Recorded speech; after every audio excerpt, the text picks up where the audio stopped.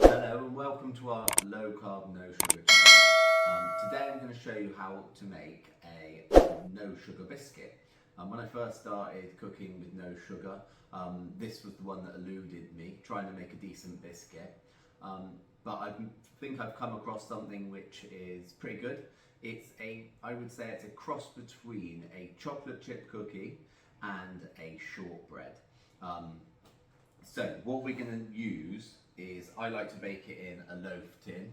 So I just line the loaf tin with a bit of greaseproof paper that I can lift out afterwards. And then it's quite simple, it's just a few ingredients. So what we're going to use is we're going to use almonds in this, a bit of coconut flour, sweetener of your choice, and I've got some inulin, which is going to give it a lovely chewy texture. Then I've got some sugar-free chocolate chips, so you can use whichever chocolate chips you like, whichever ones you use. And I'm going to use a bit of tapioca starch. So first things first, I always use whole almonds for my almond flour. I never buy the almond flour which is blanched and then blitzed. I always prefer these, they're a lot cheaper to do it this way. And also you've got the husk, which is a lot nicer. So first things first, we're going to put 250 grams of almonds into a NutriBullet. Here we go. So I'm just going to quickly blitz these.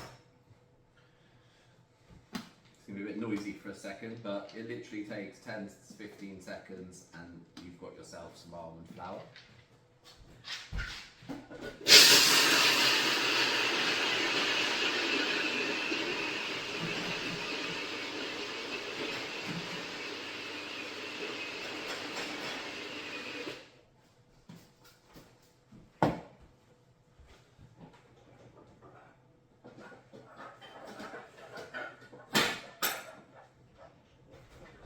So you're going to need one bowl for this, literally one mixing bowl.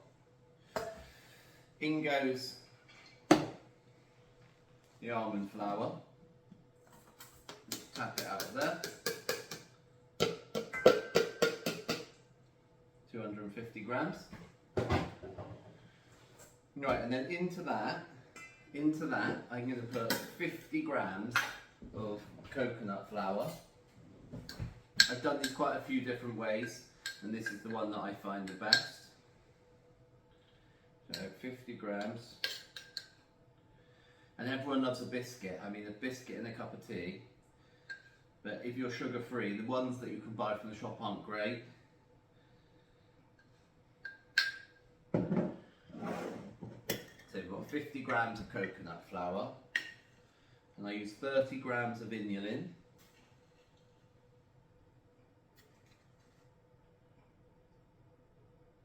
This is what gives it its lovely chewiness, which makes it almost like cookie dough. And I use 20 grams of tapioca starch.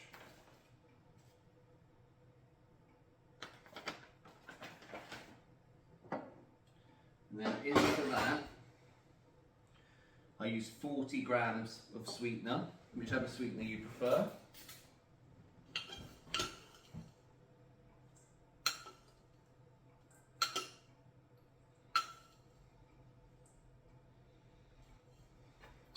Literally as simple as that. You've just got like a floury mixture. So a shortbread biscuit is basically like that, with a load of butter added to it and baked. So it's similar to that. Just crush up any lumps you've got in there. Give it a good mix around so you get a nice evenness to it.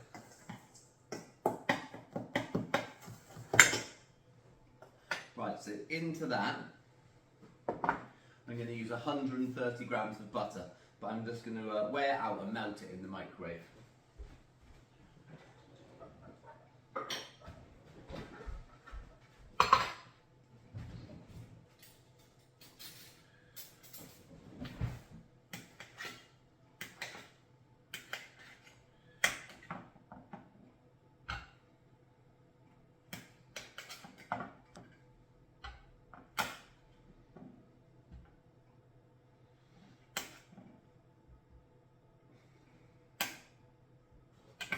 So into the microwave for a minute or so and just till it's melted.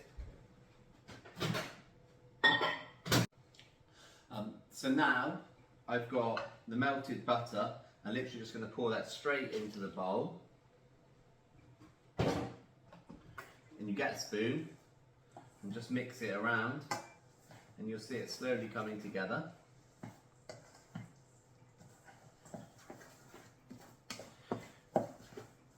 And now the butter's been mixed into here. The butter's obviously cooled into the flour. So now you can add your chocolate chips. If you don't want to add chocolate chips, I'm sure it's just as good on its own, but I do like the chips in there. In go 50 grams of chocolate chips. Give that a mix in. And it's basically, it's now like a cookie dough.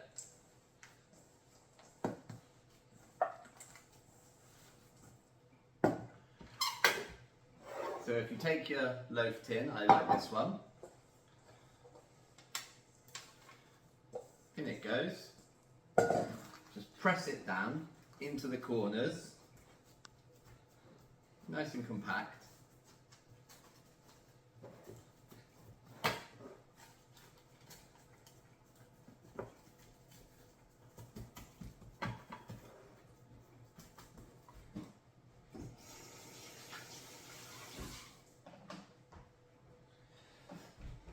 So there you have the cookie dough mixture in there. And then what I like to do is to make sure that it bakes nice and even, is to treat it like a shortbread and give it a poke with a fork all the way across. Don't poke all the way through, just almost down to the bottom. Find if you don't do the poking, it doesn't get enough air circulating around and you will end up with some raw bits in the middle.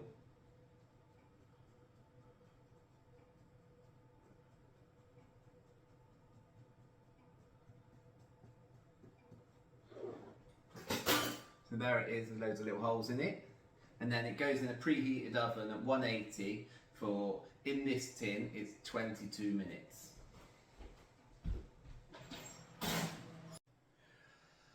Hi, so after 22 minutes in the oven, this is what we've got. We've got a lovely biscuit. It's gone nice and golden brown on the top. And the thing is, right now, it's got loads of butter in it, so it's super soft. So what we want to do is we want to leave that to cool in the tin. So it probably takes about half an hour or so to cool down properly. And then after that, you can just lift up the two sides and pull it out, put it on the side and allow it to cool properly before you slice it. Otherwise it'll be super crumbly. And once it's cooled down, what we have is we end up with lovely little biscuits just like this. You can slice it, you can turn it into cubes, but it holds a good shape and it's got a lovely chewy texture.